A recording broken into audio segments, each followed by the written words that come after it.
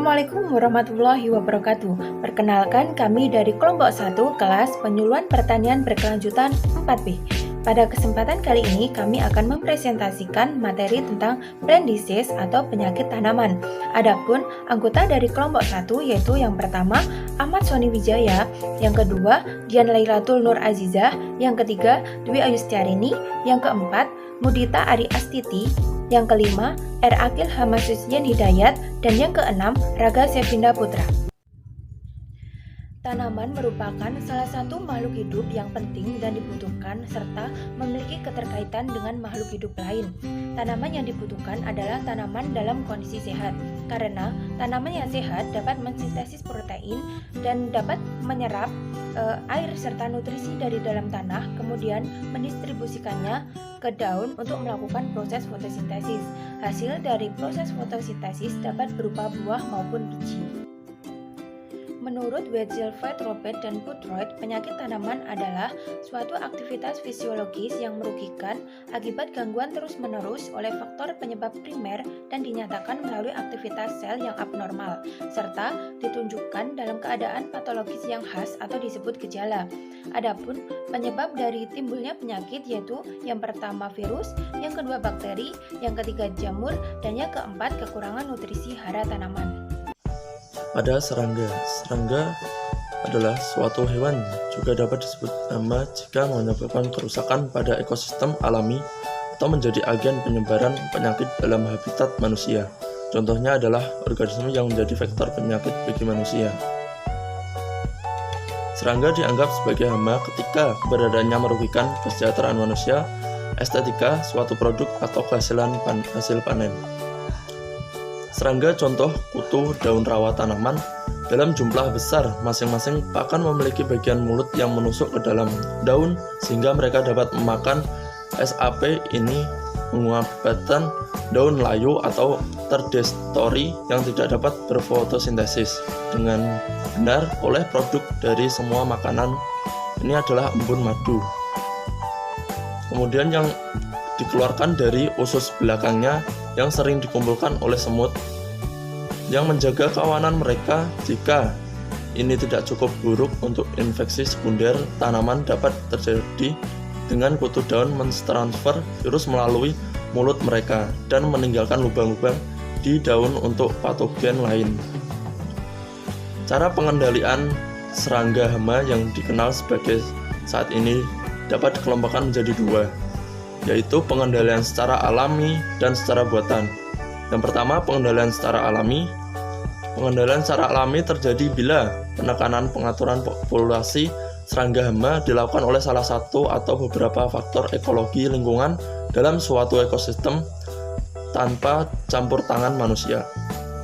Kedua, pada pengendalian secara buatan dapat dibagi menjadi 6, yaitu yang pertama secara fisik atau mekanik, kedua secara silvikultur, ketiga secara hayati, keempat secara hayati, dan kelima pengendalian terpadu atau integrated control. Selanjutnya adalah virus.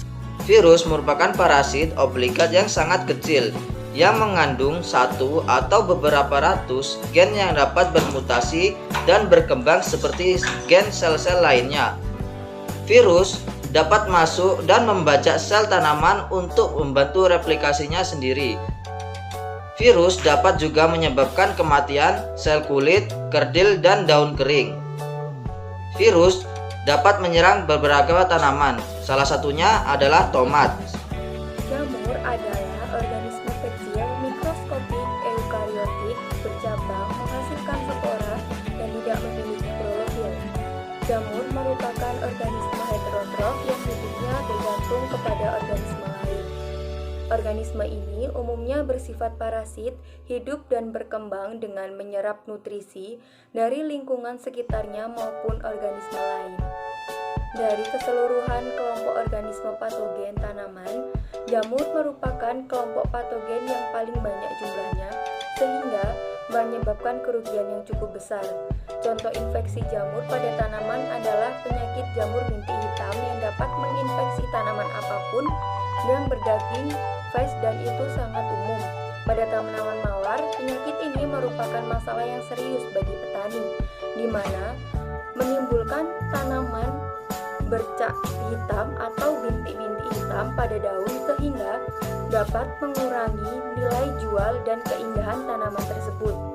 Pengendalian penyakit bintik hitam pada bunga mawar dapat dilakukan dengan dua cara, yaitu yang pertama secara kimiawi menggunakan fungisida berbahan pantozeb dan mancozeb, sedangkan pengendalian secara non-kimiawi yaitu dengan memangkas tanaman yang terinfeksi serta menjaga kebersihan lingkungan atau melakukan sanitasi.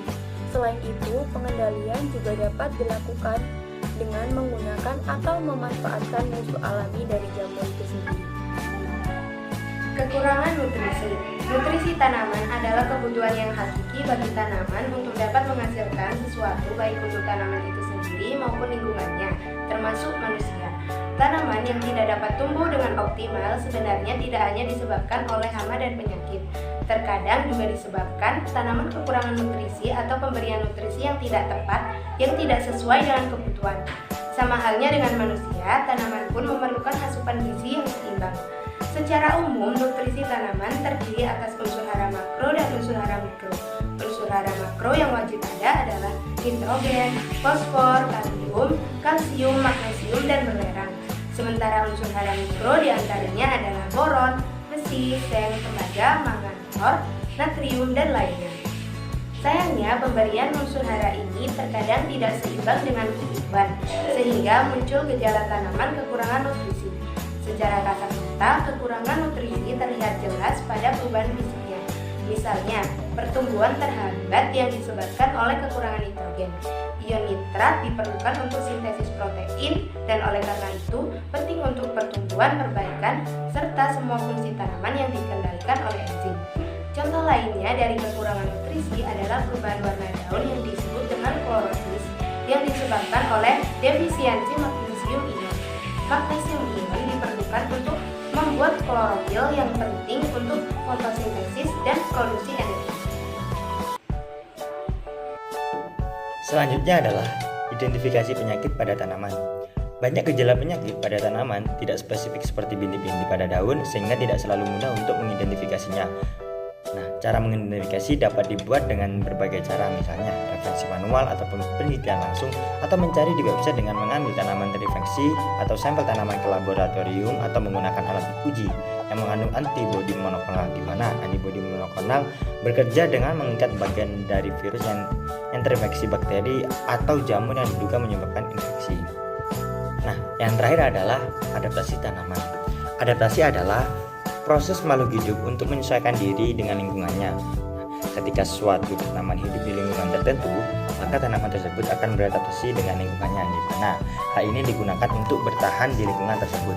Salah satu contoh adaptasi tanaman adalah adaptasi mekanis seperti duri dan rambut atau daun yang terkulai ataupun melengkung ketika disentuh.